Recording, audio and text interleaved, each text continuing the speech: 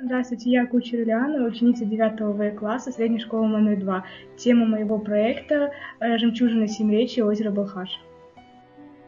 Есть озеро «Жемчужина в пустыне» с прекрасным именем Балхаш. Его в стихах и в песнях славим мы отныне, а я прославлю в строках и словах. Красавец ты, то ласков, то ворчлив, весною в холод нетерпелив.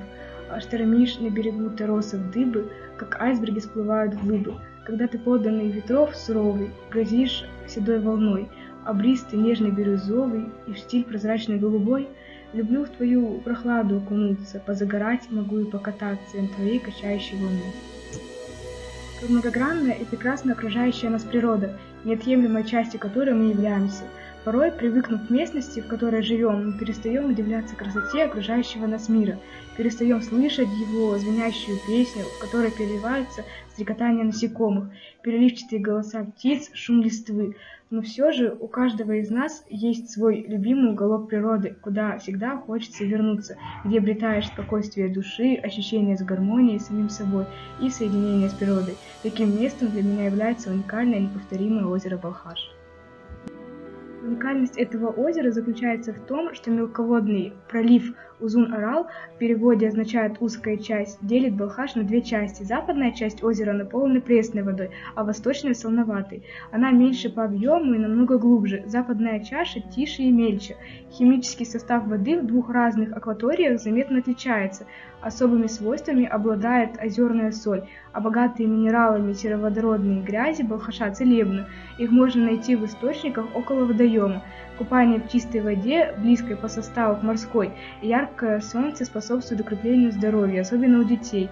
Не перестает удивлять ученых и сам феномен местонахождения Балхаша в пустынных местностях, без тока, с сухим континентальным климатом и очень малым падением осадков.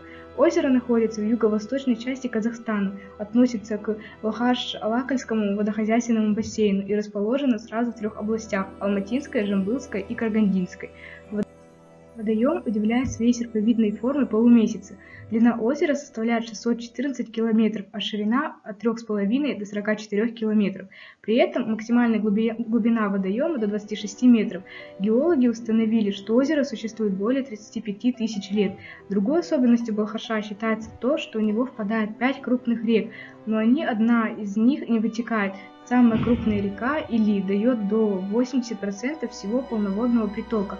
Она начинается высоко в ледниках Тянь-Шань и по пути в озеро преодолевает перепад высот в 6000 метров.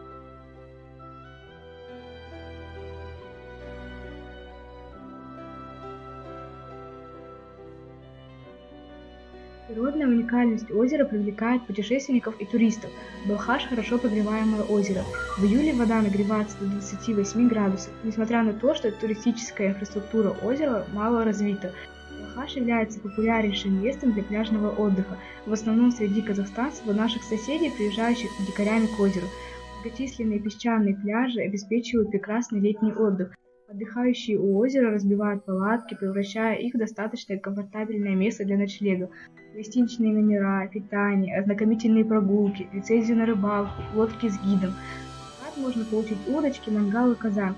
Окрестности озера популярны среди охотников. Они выслеживают и добывают уток, гусей, зайца, лису. Охотничий сезон обычно открыт с середины сентября. К стрелкам надо быть внимательными. На озеро водится несколько видов птиц, которые занесены в Красную книгу, и на них охотиться запрещено. Это колпица, орлан, белохвост, розовые кудрявые пеликаны, лебедь, кликун. Когда-то на побережье озера водились тигры. В Балхаше вылавливаются экземпляры 20 рыбных видов. Не зря древние казахи называли это озеро Балык-Ас, рыба-пища.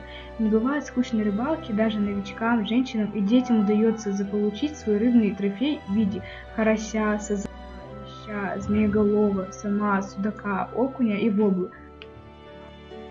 Растительный мир насчитывает до 60 видов растений, которые произрастают на суше и в воде. Природа вокруг Балхаша покоряет масштабными раздольями. Красота и суровость края сливаются воедино. Цветущие подснежники с тюльпанами превращают степь в лоскутно-белое красное покрывало. Название озера Балхаш от казахского «балхаш» переводится как «качки на болоте», что передает реальные особенности околоозерного ландшафта. Людей издревле интересовала история происхождения озера Балхаш. Это было очень давно. Об этой истории рассказывает в степи седой ковыль. Чайки пронзительно кричат над водой, как будто зовут за собой в далекую дымку голубого горизонта. И только волны тихо шелестят вновь и вновь, набегая на прибрежный песок. Послушайте и вы этот грустный рассказ. У богатого колдуна по имени Балхаш была красавица дочь Или. Пришло время выдавать ее замуж. Тогда отец объявил, что выдаст дочь за самого сильного, богатого и красивого. Среди претендентов оказался бедный пастух Каратал, которого Или полюбила с первого взгляда. На состязаниях за красавицу он одержал победу, но Балхаш прогнал его. Под покровом ночи влюбленные бежали. Узнав о предательстве, черный колдун наложил на них заклятие, превратив в две реки, стремительно несущие свои воды с высоты гор. Чтобы влюбленные никогда не были вместе, Балхаш упал между ними, превратившись в седое от пенных волн озеро. Это все красивые легенды, но озеро Балхаш продолжает удивлять их своей загадочностью. Каким будет его будущее, пока не может предсказать никто. Так давайте наслаждаться сегодня этим уникальным озером, хранить, беречь настоящую жемчужину нашей Родины, нашего красивейшего края Жетысу. Спасибо за внимание.